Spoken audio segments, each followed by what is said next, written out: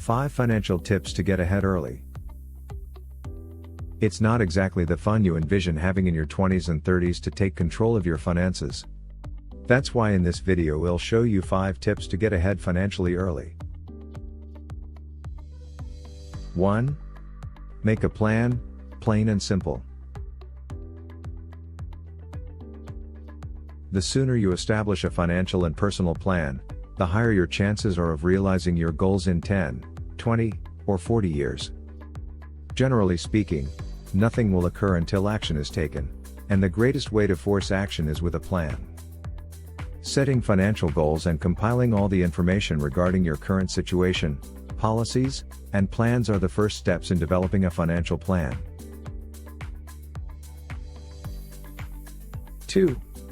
Develop the habit of monitoring your finances and budgeting. It's easier to save and spend money in the future when you keep track of your finances.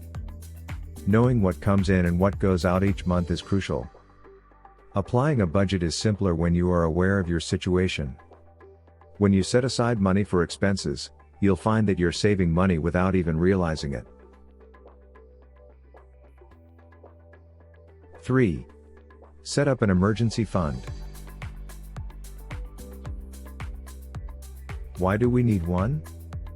The classic examples include a new fridge, a leaky roof, or unexpected car maintenance. Try to set aside a little each month because little amounts can build up quickly. This is money you need to be available but you don't want to have to access. 4. Make both financial and personal investments. It is likely that you have worked for a while by the time you are in your 20s or 30s with some capital built up. Investing can be frightening. You should carefully assess the risk and usefulness of a product, but you shouldn't let that stop you from making the jump as soon as you can. Making the most of yourself and your finances in the future may be accomplished by making an investment in yourself, educating yourself, enrolling in courses, and paying attention to your health. 5. Build up your credit score. You will need to take on some debt and show that you know how to manage it well in order to build up your credit history and have a good score. A good score means lower rates on credit cards and loans.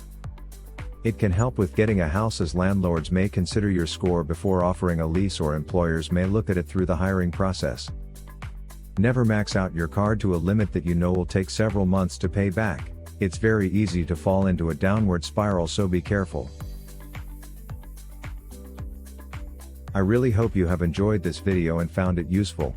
Please like and subscribe and don't forget to turn on the bell for upload notifications. See you next time.